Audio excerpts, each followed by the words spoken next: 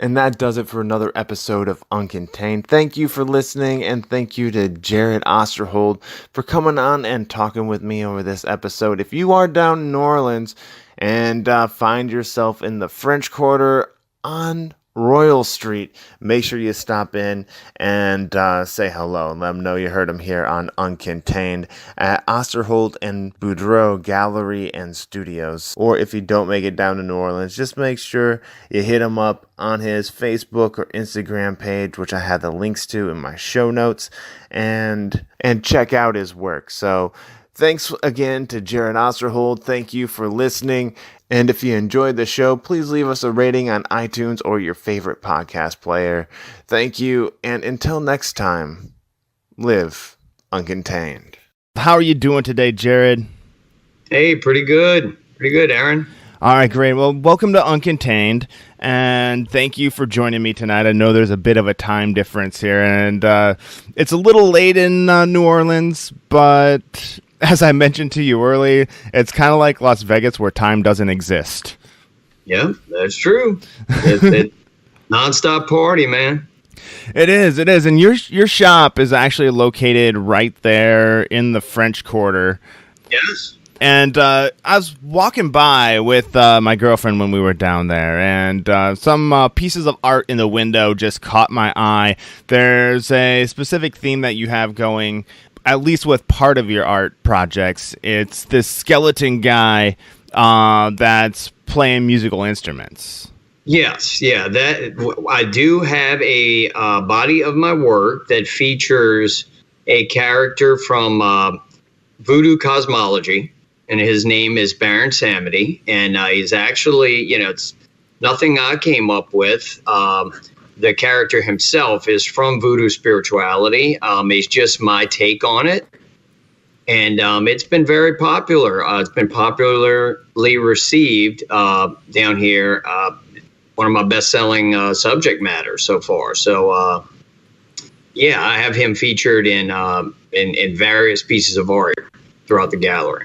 All right, very cool, man. Very cool. Yeah, so that's what caught my eye, and then stepped inside the store, and you had these like giant masks, like that were, I don't know, I'd say probably about 2 to 3 feet wide and like 3 feet tall. There's a creepy clown, some like goblin, and I believe a cowboy in there as well that I saw. And you were cool enough to let me try them on and take a couple pictures, which I'll have to put those on Instagram after this show airs.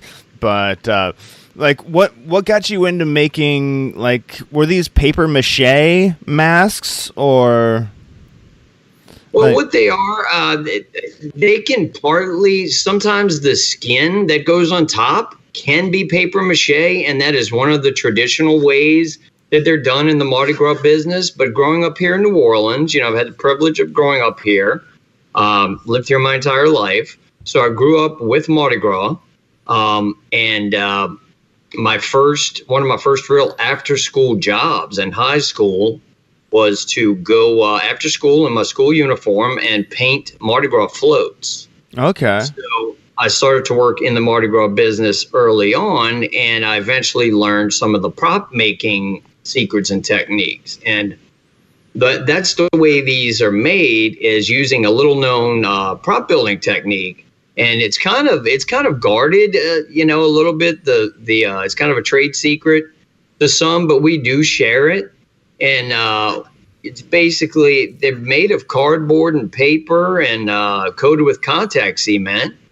And what happens is we have to prepare all that ourselves. And when the contact cement dries, it becomes almost like double-sided tape. It sticks to itself, but it won't stick to you. It only sticks to itself. So you can pretty much free form anything from a small figurine, a small figure out of this stuff, all the way up to a 10, 20 foot tall, full-blown float prop. So it's a fun, versatile material. It's lightweight, inexpensive, but then you can take it to the next level by adding various other materials. And that's what I've loved to experiment with and play around with. And the heads you mentioned that you saw in here, that those are a product of me experimenting with that as the underbase, that traditional one of those traditional Mardi Gras prop building techniques, but then some of my own experimentation added over it with different sculpting putties or joint compound or a variety of things. But as you mentioned, yeah, the kind of in the Mardi Gras business, there's a quick turnaround. Every year, each parade changes its theme, so they'll repurpose props from the previous year. So it's a convenient way for them to tear pieces off of another prop and stick it on another one, and take a beard from one guy and put it on another, and turn Julius Caesar into Mark Twain or something like that, flip-flop them around. And, like you mentioned, the cowboy guy who is actually, he's supposed to be a Cajun down here. That's our cowboys down here. He has a removable hat, actually, and I made that to where if I later on decided to turn him into, say, a king or Bacchus or any other type of figure, I would have the ability to do that. So I don't know if you knew that when you saw him, his hat actually comes off. But yeah, I have a passion definitely for Mardi Gras. Love it. It's great. It's mostly family friendly. I want to debunk that there's the popular opinion that Mardi Gras is just a bunch of bacchanalian debauchery. And that's true of Bourbon Street, definitely. Bourbon Street, yeah, 100%. But the majority of the rest of Mardi Gras is, you bring your family and you bring the kids and you try to catch, beads and trinkets from the floats and have a great fun time and look at all the beautiful artwork on the floats, and Okay. It was a great privilege to have grown up with it and be a part of it. Yeah, I imagine. And I didn't know the beads were family oriented too. You just think the beads, you think Mardi Gras and what goes on Bourbon Street. But so what is the family aspect of Mardi Gras? Oh, well, it's the fun of, like I said, seeing the beautiful floats and really the anticipation of catching something great off of the float, because we have about 50 Mardi Gras crews here. So Mardi Gras, it's not just yes, we have Mardi Gras Day, which is, Fat Tuesday. But there's a 2.5 week to 3 week long period leading up to it of parades every weekend. And as it gets closer to Mardi Gras, there's parades almost every night. So there'll be parades going on all over areas of the city and the outerlying suburban cities, to where we have about 50 different Mardi Gras crews that all roll during Mardi Gras season. So the family part of it is, you're trying to catch it. It's the excitement of, I'm going to catch a toy. I'm going to catch, to me as an adult, the only thing useful I love to catch are cups, because we actually use them down here. It's something useful. It's the beads are just for fun. It's I caught. It's to catch the bead, and and it's really pretty much a worthless trinket. And most of the stuff is, but some of the crews have a signature, what they call throws. We call that's like the slang down here for what you catch off of a float. We call them throws. Okay. So each crew will have a signature throw, and you try to get that, whether it be a stuffed animal with their logo, or and there are also parades that are called super crews. We call parades here crews. So there are super crews that have a lot more money invested in them, to where the floats are way more, artistically pleasing, beautiful, with moving parts and lights and multi-decked layer. And then we have, more lower end parades. So there's a mix there. I know you said you started doing parade work or working and painting floats as you were in school still.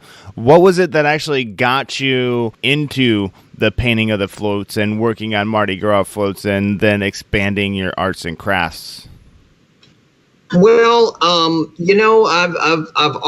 done art since I was a small kid. And I just think, I just have a natural ability, just natural talent, whether you want to, I'm not a religious person. I guess you'd say I'm a spiritual person. I look at it as it's a blessing. It's the universe. It's not me. It's just something that, happens through me. And I've always had the talent and the knack for it from an early age. And people pointed it out to me at a very early age at how good I was. And that kind of fueled me on. And kids in school, I can remember in grammar school and kindergarten, kids asking me to draw things for them. And then it eventually got to where the teachers would get me to draw things for school projects that they would use on the walls. And when I got to high school, they noticed my art talent as well there.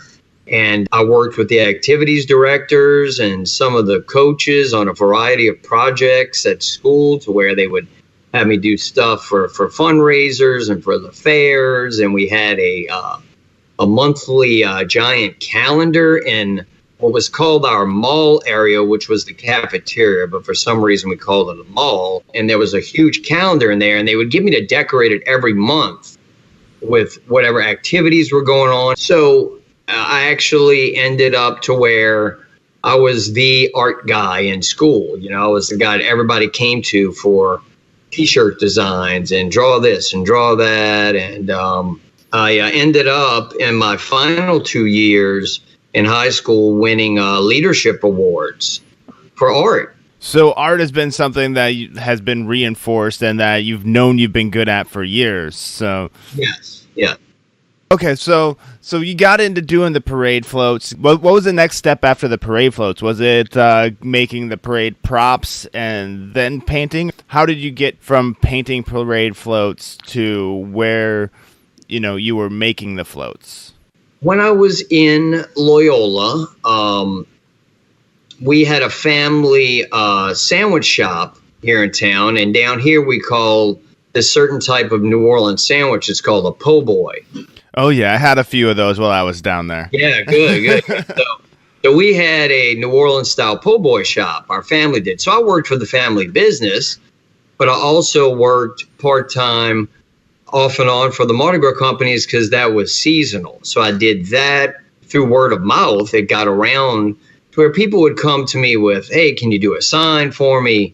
Can you do a T-shirt design for this? Can you do, I had been doing freelance little small art jobs since high school and in college. But when I graduated from college, of course, I kind of had a little bit of, I had that angst of, oh, God, what do I do now? And a friend said, well, a local sculpture company is looking to hire some people.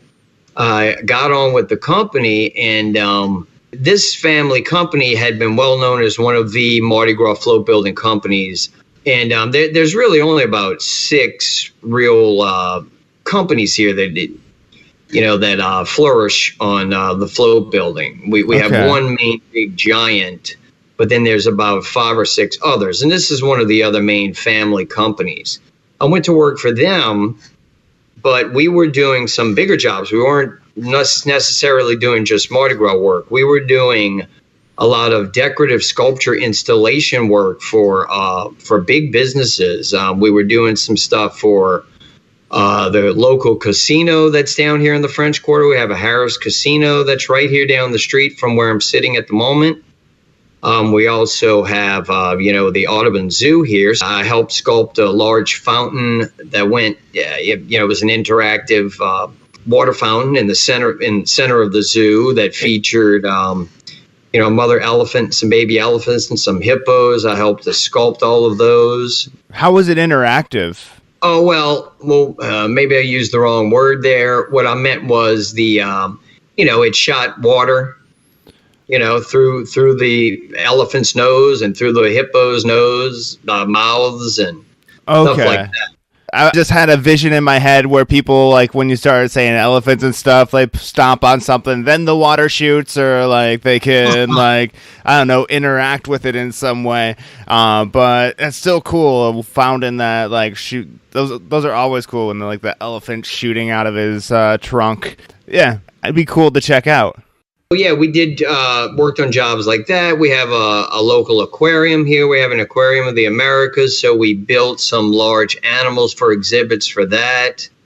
So with this company, it helped me to learn to use a lot more materials, a lot more tools, some other tricks of the trade, and cool shortcuts, cool little things of how to make sculpture work. Stayed with that company for about 2 years. Then I moved to another local sculpture company that actually did similar work, decorative sculpture installations. This is actually where I got introduced to the giant big head masks that you mentioned. They would custom make them for people. Say people needed a mascot or something for a special event, they would make it. Working for these two companies, I also learned some mold making, which I'm still not a great mold maker, but I know the basics. Okay. That's a whole art within itself. That can get really complicated. We also worked on a huge Thanksgiving Day parade that's televised in Houston. It's kind of like the Western equivalent of the New York Thanksgiving Day parade. Okay, yeah, the Macy's Thanksgiving parade. Yeah, this is the Houston version, and we actually we stayed out of town for 2 weeks doing all the finishing work there on that. But through this company, that's how I got turned on to these large head masks. Not only, obviously, I help build some, but they would hire people. People would actually hire out actors with the heads from this company. When conventions would come in town or stuff like that, they would hire them for these. I don't know if you noticed any of the multitude of walking street parades that we have that go on year round. Yes, I love those. I like seeing people just go down the street, or you're walking down the street, all of a sudden a parade breaks out. And it may be from like 5 people to like a whole block long of people, but it's really cool. That's one of the things I really like about New Orleans. Oh, right. Yeah. And it's usually weddings, where they do that, but it could be for, like I said, business parties, conventions, fundraisers. So I got to wear heads that were built by the company I was working for, and I had such a blast doing it that I was like, oh my gosh, I've got to, build some of these for myself and my friends to go have some fun. And I finally got around to doing it a few years later and started to build up a collection of these heads, but storing them was another issue. The ones that you saw in here are only a few of the ones I have. I have about 10, and we do wear these and walk in parades, and we'll throw trinkets to the kids. So I have my own walking crew that I built, and my friends and I enjoy doing that. Right, I think I saw a few pictures of like all of them online as well. Maybe you and your friends out. I couldn't quite tell who they were because you were wearing masks, but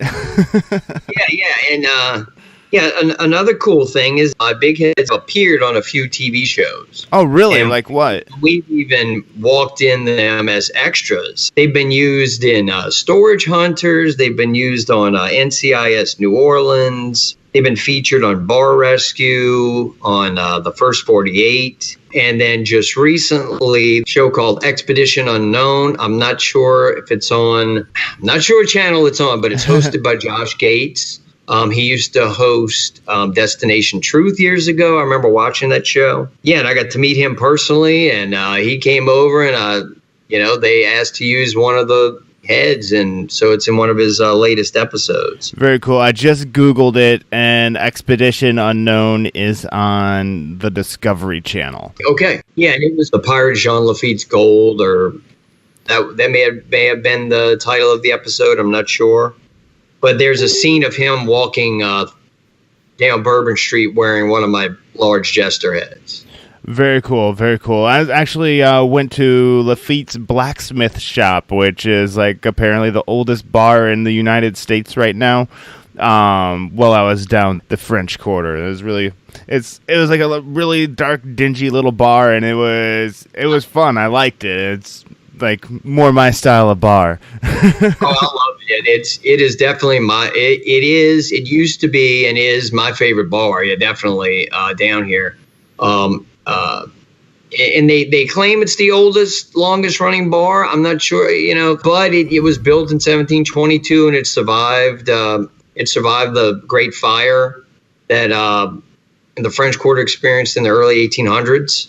Okay. So it was left untouched. So it's still, it's still standing. 1722, you say, huh? I thought it was like 1774 or something like that, 2 years before the United States became a country. I'm guessing like there were older established bars out on the East Coast, but they probably aren't still around.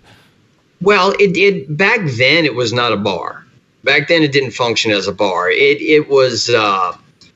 I think it was, as they say, a blacksmith shop, because Jean Lafitte himself was a master blacksmith. But besides that, it functioned as a haven for all kind of covert things and smuggling and I don't know what kind of I don't know what rating this show has, but I could get into what other types of activities.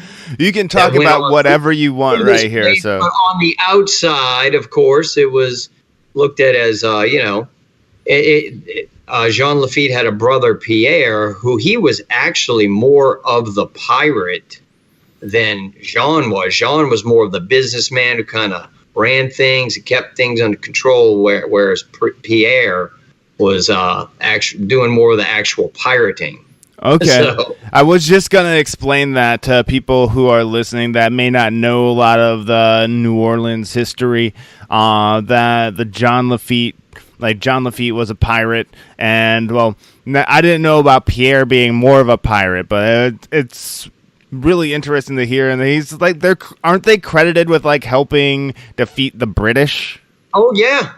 They are American heroes. Yeah, Jean Lafitte's an American hero. He was pardoned by Andrew Jackson because, of course, he had all these crimes against him he was wanted for. He was a pirate. But during the War of 1812, when the British were attacking what is called out here, it's Chalmette Battlefield, which is supposedly haunted as well. We have so many haunted locations out here, supposedly. And he helped them to learn how to navigate all the byways through the bayous. He knew all these sneaky routes. And besides that, he and his men fought guerrilla-style warfare, whereas the British fought rank and file. Yes. So he helped Andrew Jackson's forces win that battle. Very cool. Because of that, he was pardoned. Yeah. So we're getting into New Orleans history. I know. I was thinking I could sit here and listen to you talk about New Orleans history all night, because what I heard while I was down there was pretty amazing, and there is tons of it.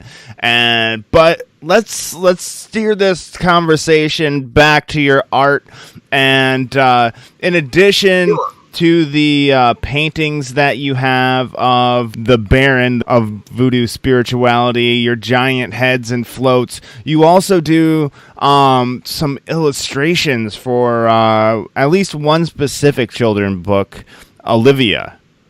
Yes. Yeah. From the year, I would say 2009 through 2014, 2015, I illustrated 20 Olivia books for the Nickelodeon animated TV series based on the little pig character Olivia that was created by Ian Falconer. And that kept me busy. That was a really good job. I also illustrated one title of another children's character called Pinkalicious, which is another very popular character. I hadn't heard of her. You say Pinkalicious?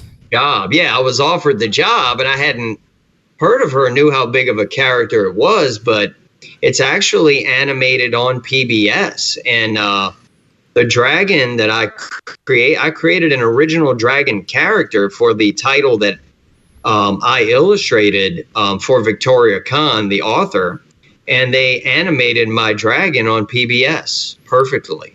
I was actually amazed. I just recently saw this and was amazed by it. That's awesome. Because they kept it exactly the way I painted her. Exact. All right, very cool, man. That's got to be something. Now, it seems like illustrating children's books and stuff is a long way from making big old paper mache heads of like goblins and stuff and creepy clowns and stuff like that. How did you make that like transition there? Did they come find you, or did you like seek it out, like I want to illustrate a children's book or just illustrate something? Well, that's the thing with me that I'm blessed with is I am super versatile, and I'm also pretty fast. I can kind of crank some stuff out kind of quickly. It's like what happens to me is I get in the zone. We talk about the zone where, like musicians, because I'm also a musician as well. Really? I play various instruments. And sometimes it's a toss up. I don't know whether I like music or visual arts more. Sometimes I'll work here all day and I go home and click my guitar on and we'll just go into that zone for an hour. Okay. Or I play drums a little. So I'm blessed in that I'm very versatile and I can, whatever people ask of me, I can create for them. So yeah, the transition there, that basically has to do with, the big heads. That's something that, of course, like I said, that I enjoy doing, and it's part of New Orleans culture. It's a fun thing, and it's so entertaining, and I love entertaining people with those. But the book illustrations, that grew out of after I had worked for the few different sculpture companies.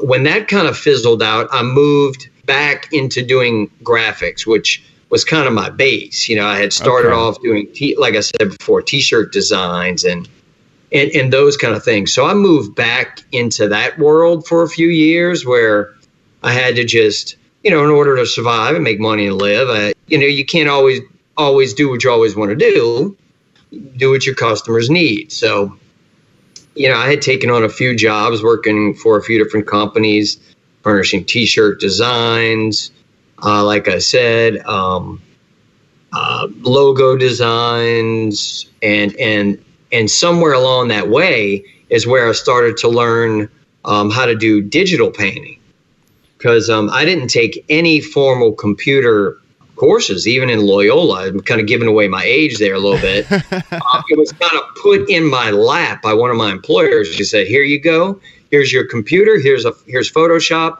Here's a Wacom tablet. Have fun. Play with it. Figure it out." And I played around and started to get the knack of it. And I learned how to do digital painting, which I'm sure a lot of people are familiar with. There's so many different programs now. I know there's Apple Pencil, and which I'm looking forward to getting, but I still use my same old Wacom tablets, and I have a couple of them, and they still work great. And so the majority of my book illustrations were done digitally, so it's called digital painting. Okay, so that probably even made it easier for them to adapt the dragon to television, being a digital drawing and all. Right, because the dragon would have been on its own. Yeah, she was on her own layer, because you can, obviously people, sure, a lot of people out there listening know about this stuff is, if you're using Photoshop, you create things in layers. And the cool thing about, with digital painting, and I can see people looking at it as, oh, that you're doing it on a computer, that's kind of like cheating, but it's actual hands-on drawing. It just gives you so much more convenience in that you're able to draw on all these variety of layers, and you're able to undo any mistakes and erase things, and you can kind of move things around. And so when it came to the book illustrations, it was very, very convenient, because the cool thing is that I had worked, what I forgot to mention is that I got a illustration agent in the year 2006, and that was a result of Hurricane Katrina that had hit here in New Orleans and kind of displaced us all, because I was in the middle of another partnership of a growing business. Wow. And Hurricane Katrina displaced us. And out of necessity, I said, well, look, I'm going to have to put together, a web portfolio and start getting my stuff out and try to get some work and, try to find some representation. Like I had in the back of my head that, look, I need to get, either an agent or a rep, or I need to find some investors. So I knew those were two things I had planned on doing. So that gave me that time period where we were evacuated for the hurricane to put together a web portfolio. And I started sending it out to a ton of illustration agents. And I got mostly, positive feedback from a lot of them. But a lot of them would say, hey, look, your stuff's great, but we already have enough artists on our on our roster. Why don't you try such and such company or try doing this? So a lot of people were very helpful. So I had a few who were interested in me, but one in particular said, look, we'll start sending you some jobs and test you out. So in the meantime, I was working for another company as a on-staff illustrator doing stuff for ads and packaging. And I started to work with the illustration agent, and that relationship grew, and I started to take on bigger and bigger jobs. And then that's where I got tested out for the Olivia jobs. Okay. And that led to the Pinkalicious job. Then I was also honored to be able to illustrate a book for it was called How to Draw Incredible Ocean Animals for Smithsonian Institute. So what was really, really cool about that was, as a small child, for Christmas one year, I received a book, How to Draw Dinosaurs, a Smithsonian Institute How to Draw Dinosaurs step-by-step book. That's cool. So it came full circle. Yeah, it came full circle, where I was able to then be the artist who did a How to Draw Ocean Animals, and they sell those at the Smithsonian gift shops, and they're on Amazon and everywhere else. So, if people Google my name, obviously what comes up the most, I believe my gallery does come up in the first page, but you'll see a lot of the Olivia stuff, obviously, because it's such a big name. If you go into Amazon and put my name in, just all of the Olivia books pop up. Plus, I've done about 6 other books that are like I did a version of the Nutcracker. I did a version of some Egyptian myths. But in between all of that, I did a ton of spot illustrations for like various children's educational publications, stuff for science books and workbooks and literature. So a spot illustration would be, obviously, as you can imagine, you got mostly text and story and one little small illustration off in the corner, or yeah. You're reading through the text and you have one full page. So those would be like short stories that were all kind of crunched together into one book. So very cool. Yeah, I've been very lucky. I've been very blessed to be able to do that and to, get to the point where I am now with my own gallery and studio. Right on. So before we move on to my final questions here, recently, actually just like last week or shortly, you were at a expo, the Oddities and Curiosities Expo. What was that like? It sounds like a very entertaining event. It was great. Unfortunately, I was not able to get around and see too much of what the other vendors had to offer. I saw a little bit, and of course, it was cool. It was interesting. They had some really well done booths, but we were pretty slammed. We were very busy. Sounds like a good problem to have. A whole nother service that I offer is I do live event paintings, and that's something I have been super busy with. Over the past 4 years, people will book me to come to any type of a live event. They're normally wedding receptions. And what I do is I show up there, set up, and at the reception, I paint live the scene that's happening, which is usually, the bride and groom dancing and the guests partying and the band playing. And I've done about 135 of these paintings in the past 4 years. And wow, 135 in the past 4 years. So Yeah. how do you do that? Like, there's obviously, you can kind of picture the bride and groom there dancing. Do you like draw certain things that happen throughout the night, or do you just like kind of visually take in the scene and draw like what is happening at that one moment within that 3 hours? What I do, I get there about a half an hour early because I have to meet with the event planner and find out, where I'm positioned. So I'll get there a little bit early, and I will start to kind of rough in some of the background architecture and start to get some of that laid in before the guests arrive. Okay. And as the guests arrive, that's when I really kick it into high gear. And a lot of people will come up and, what are you working on? I say, I'm doing a live painting. Come check it out in about an hour and you'll see the progress. So usually what happens is it's whatever the main portion of the event. And like I said, I'm talking about a wedding. It'll usually be the first dance of the wedding or whatever the key part of the event is. I do take a snapshot just with my iPhone of like the bride and groom to make sure I get their details correct, because of course they will walk away and I might not be able to find them for the rest of the night. So as they're dancing, I sketch them in with paint. I rough them in with paint. Okay. And I'll go back and do their details later from the photo. But everything else that's happening, I paint it as it's happening. So whoever happens to be sitting at the table there or standing there at that moment gets in the painting. So, of course, I'll get special requests of people saying, oh, can you put our grandmother here or the brother here? And I'm able to do that. So, okay. I'm pretty busy, man. I juggle a couple of different balls. It sounds like it, man. It sounds like it. And so just one more, like in my mind, as you're talking about drawing that, I have actually seen the finished one while I was in your shop, but is it kind of like a time-lapse painting in a way? Like, there's time-lapse photography where you kind of see like everything going on, minus the blurs of like the cars going by or whatever it is in like the time-lapse photography. But like, kind of like, okay, this guy was here, bam.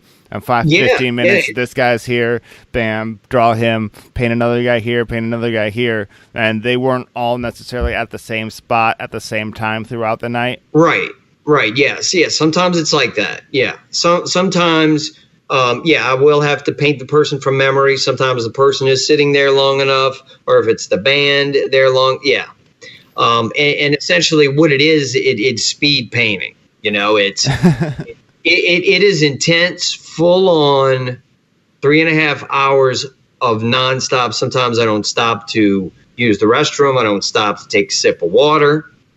I am just nonstop painting so I can have it done. I like to, 99% of the time I finish it by the end of the night, and the family takes it home. Wow, that's awesome, man. So you've been doing art in some facet or another since pretty much a little kid. If you had a piece of advice for somebody who's looking to get started as an artist, what would that be? I would have to say, is to just put it out there, see how people react, not to, I don't want to hurt anybody's feelings, but, I feel like you'd have to have some level of skill. You have to be able to have a level of skill to be able to, excel in your field. And I believe that we're all blessed with talents. We're all blessed with talents and multiple talents, because although I do all this types of stuff, there's tons of things I know absolutely nothing about, and, totally lacking in those areas. I think the math part of my brain has completely shut off. So I would say, if you feel a passion, if you really have the passion for art, to just go for it. Work hard. Be persistent. Be able to take criticism and go from there and improve on it. if you trying to get started in art, you see, like I said, with me, it just kind of happened to where, people noticed it early on, and I noticed it, and it just went on from there. And, I did hear those negative stereotypes about the starving artist, and I heard those voices of, oh man, you never make it in art, and you got to get some other kind of job, and you just got to do your art on the side and try to sell it. And I was just, I have to say, I was just hard-headed and determined to do it no matter what. I felt like, look, I'm blessed with this skill. And I guess kind of like that old parable of, if you have a light, don't put it under a bush, try to let that light shine. And I've never actually heard that. I've never actually heard that if you have a light, don't put it under the bush. Yeah, I'm not sure if that's from the Bible or where I heard that, where that's from. I think it is probably. I just don't know, what passage. And I kind of look at it like that. Like try and find what you're really skilled at, what you really love to do, have a knack for, and go after that with passion, determination, and persistence. Definitely a lot of hard work and sacrifice. I mean, if you're trying to make it in the art world, you're not going to be able to just do what you want to do. You're going to have to do what your customers want. Just like all of us, I've gone through long periods of suffering and biting the bullet and doing some things that I may not have been that passionate about. But you know what? Every little bit of it helped me to improve, and I'm still improving, and I'm still learning and growing. It's that's an amazing thing, about life. You're just constantly learning, and I would say just go at it. Definitely, man. That's very good advice right there. Have to be bullheaded enough to put up with the criticism and people telling you can't do stuff, but also self-aware enough to kind of know that where your talents are. Like me, I would not accept a commission to go paint a mural. I can draw a mean stick person, but that's about it. But so art isn't necessarily my skill. So yeah, be self-aware and bullheaded. Is that kind of along the lines of what you're kind of going with? But also flexible enough to be able to do stuff outside of your. Yeah, definitely. To definitely be flexible. Don't don't get yourself stuck into one rut. To be mutable, to be flexible, because you just never know where it could take you. You just really don't. To have as much fun with it, and say, for example, you're doing a job you may not be as passionate and excited about. Try to embrace it as much as you can. Accept it and embrace it. Look at it as a gift. Very cool, man. Very cool. So, now we already know what you've done in the art world, but what are you doing to promote yourself right now? What are you doing to get the word out about Osterhold and Boudreaux Gallery and Studio? Well, of course, we're doing consistent Facebook posts and Instagram posts. We do trade shows. And like I described, the one we just did was a new one for us. We had mainly been doing the live event painting shows.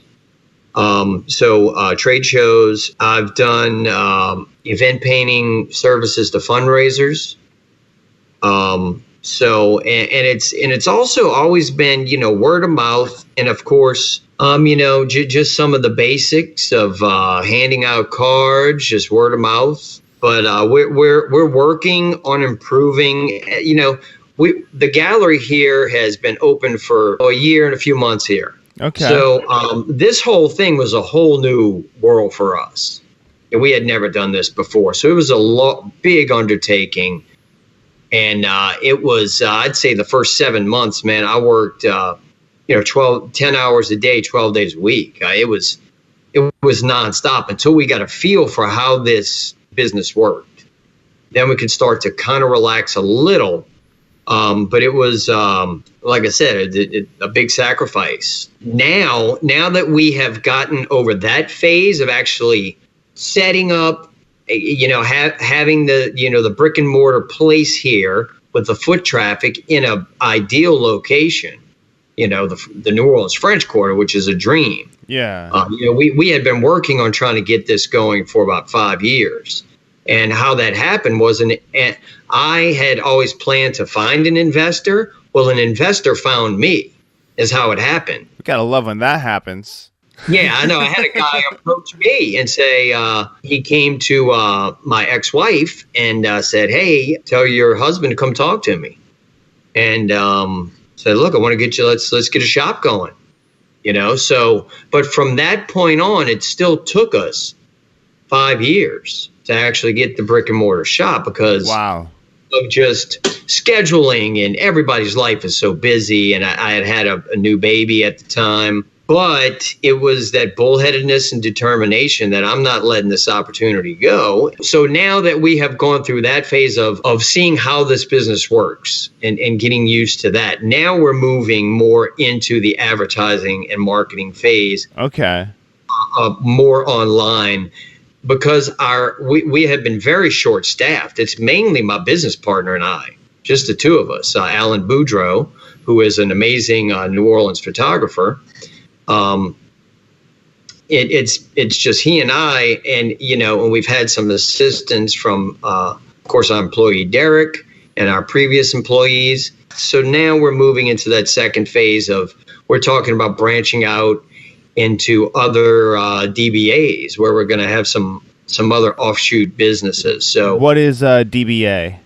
Doing business ads. So some other. Okay. Yeah, some offshoot businesses. Based on some of my artwork and my products and things. So we've just had some business meetings recently of going that direction, but yeah, as far as how do we promote, it's mainly been what I've already mentioned, but now that we're in a year, we're about to take that up a few notches. So okay, man, it sounds like you've been super busy, and it's good to see that all that work is paying off and moving and growing stages of advertising from kind of the man in the street, like passing out flyers, business cards, and hitting up people on social media, doing that digitally, to getting to the point where you are creating advertisements and stuff like that more. So I have a few more questions left for you before we wrap this up here. What would be a highlight that you care to share with the Uncontained audience? The highlight is, when I see the look on people's faces of either to give them that wow of life and or make them laugh and to have fun. So very cool. That's what I strive for. Yeah. And that kind of rolls right into my next question, which you've already kind of answered the first part, I assume. It's what do you want people to take away and remember when they see your art, or what you want them to feel, which you answered, which is mainly take away fun, enjoy life, and stuff like that. But what do you do to help ensure that they get that feeling? Yeah, that's kind of deep one. I definitely want to inspire people. Okay. I want to inspire people, entertain people. Like I said, give them the sense of wonder. Make them feel that life is beautiful. Just like you said, I kind of answered it in a way, but definitely, yeah. I just like I said, to me it's a giving thing, and it's definitely I want people to take away inspiration, and especially children. I love to see children being inspired by it. So. Yeah, and definitely, I still think that's really cool that, you started out with the How to Draw Dinosaurs book. You have the How to Draw Sea Creatures book currently out now, and you never know, you might inspire the next kid to become an artist by putting that out. Like, I can figure out how to draw this cool sea creature now. I'm going to go try something else, move like from sea creatures to superheroes or become some marine biologist artist or something like that, which is really cool. Exactly. I only have one more question for you, but before I get to that final question, Jared, where can people find you and like find your store? So where can people find you when they're down in the French Quarter? And if they're not down there, can they find you online? Can they purchase your art online? And what's your corner of the internet? Yes, definitely. Our physical gallery we're located at 427 Royal Street, and that's in the New Orleans French Quarter. We are right next to my wall that I'm looking at right here is the side wall of the historic and world famous Brennan's Restaurant. Okay. So I'm right next to Brennan's Restaurant, if anyone out there has heard of it. And online, our website is artgallerynola.com. We're on Facebook as Osterhold and Boudreaux Gallery and Studio. You can find us there. I actually also have a few Facebook pages. So I have a Facebook page that's called Jared Osterhold Event Fine Arts. That's where they can see my live paintings that I mentioned to you about. I also have a Jared Osterhold portfolio page, which I'm debating whether I'm going to, if that's going to be changed up or not.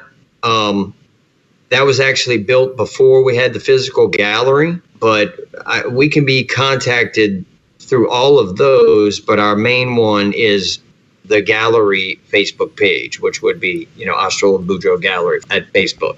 And also, of course, we're on Instagram, and our Instagram name is 427 Royal Gallery. Your address? Yeah, it's 427 Royal Gallery. Yep.